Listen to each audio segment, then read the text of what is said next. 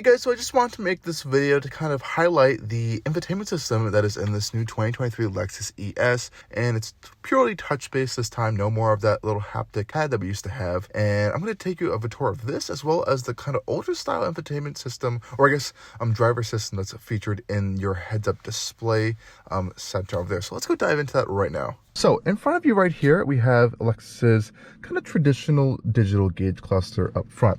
Now, this is actually only available on the FSport package. So in the center, you actually have this ring right here that is capable of moving to the right, which is really, really cool. And on your left-hand side, you got this kind of multi-function display where you can see some different information, including your energy monitor. This is a hybrid. And this also pops back over. And in this display, you can see your safety system settings and some other fuel economy stuff, tire pressure, range, all that good stuff. And also you can change the different driving modes with this gear selector right here, which is really cool. And then you can see it go into sport mode, sport plus mode, which gives you adaptive dampers and stiff, and then eco mode, and then you can push for normal and custom as well. Sport Plus looks the best, obviously, and you also have a traction off button over there. You can adjust the brightness of this over there, which is pretty cool.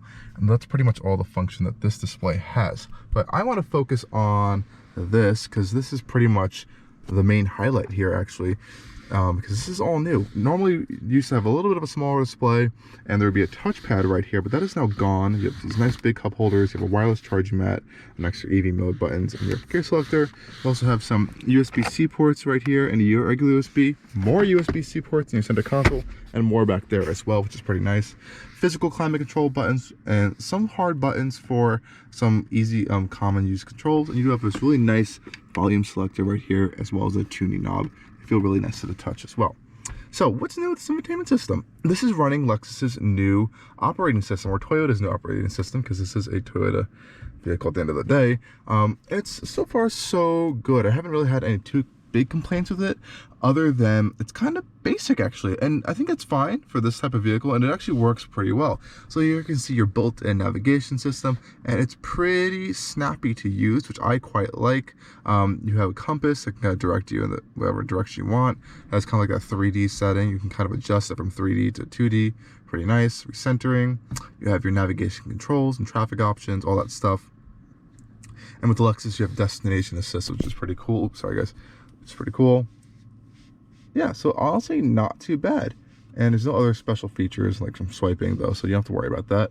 You can press search, and it'll bring up this display. So you could search by typing, or you can search using the Lexus Voice Assistant, which is a new thing.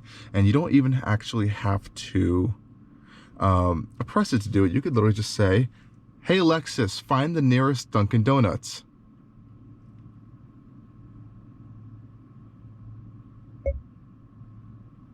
And it will find the closest Dunkin' Donuts to you and direct you there if you want to. So that's really, really cool. A lot of new luxury cars have this kind of like built-in voice assistant system you can activate using that special word.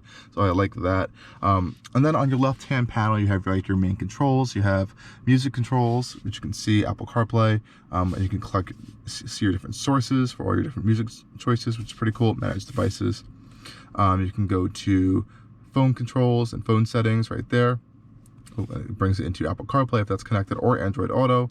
And then you have your vehicle settings. So again, these are all very simple settings for vehicle settings. So climate, pretty simple stuff. It's some additional climate control things. Honestly, just leave it in auto and it kind of figures itself out all the time. You have your fan speed and whatnot. Options, you can have eco, climate control, and a de-icer. It's pretty simple under there. Comfort settings is really just displays which is the status of your heated or ventilated seats, your heated steering wheel, and same for the passenger. And nothing too crazy there. You also have your trip information, which is pretty cool. Historic information, as well as mileage, MPG. That is a very nice number, 40.1 MPG. This is a hybrid at the end of the day, so it's pretty fuel efficient. Trip information we just saw. And energy flow is pretty cool. This is a front-wheel drive hybrid, so you have your 4-cylinder, your eCVT, and kind of like drivetrain, as well as your battery pack. It's kind of halfway full right now, which is pretty cool. And you can kind of see what's happening while you're driving. I love this display. This is also available in your center console as well. It's the energy monitor. I will say it's kind of weird, since this is a brand new display, this isn't necessarily super new. So the fonts as if you might be able to tell, are not the same. This looks way older, and the graphics look very much older on this versus this. So I kind of wish this was something that they kind of tried to fix, but hopefully in the next generation ES, if that comes, they'll try to address that. But that is one thing that's been bugging me actually for the week I've had this. It's a silly little thing, but something to point out. Vehicle alert, and there's no settings there. You have additional settings, driver profiles, personal info, Bluetooth devices, some general settings, notifications, Wi-Fi, a vehicle hotspot, Wi-Fi settings, display settings. So yeah, pretty simple stuff. Again, nothing too crazy. And then you can vehicle customize, so you can custom drive mode, powertrain in different modes, chassis in different modes, air conditioning, boarding, exit. It's not that many options to kind of go through as you're kind of seeing. I guess some things some people might be interested in are what can the voice search do. It's pretty simple stuff. It's kind of like climate control stuff. You can activate different radio stations if you want to go into CarPlay, if you want to change navigation stuff. It's nothing too crazy, but some basic things you can get that. And of course, CarPlay is massive, full screen. Same thing with Android Auto as well. Very responsive. Quick touchscreen, I really like it. And what's really nice is that if you use Apple Maps, it will display the navigations into your center display there. So that's a nice integration with Apple Maps. So let's say if I wanted to find a gas station, I don't know, I'm just gonna put a random destination in. Let's press go, and you'll see it does show up in your center display, which is really, really nice. So not a lot of vehicles take Apple CarPlay or Android Auto Maps or Google Maps and throw it into your center display. So I like that integration. So they can do that, where they can't make the graphics match this for some reason. So hopefully we'll see that fixed in the future. So that's a pretty cool feature. Yeah, I mean, there's not too much to kind of get out of this system other than we saw the voice control assistant and all that stuff. Like I said before, automatic climate control settings and some hard buttons there. You have your buttons for your heated and cooled seats over here. And that's pretty much it. You have your glove box, which thankfully is lit up and illuminated. You have a small sunroof over here. You can get an optional panoramic roof, and you can also get an optional heads-up display as well, which this does not have even for its $54,000 price, which is a whole other conversation we can have.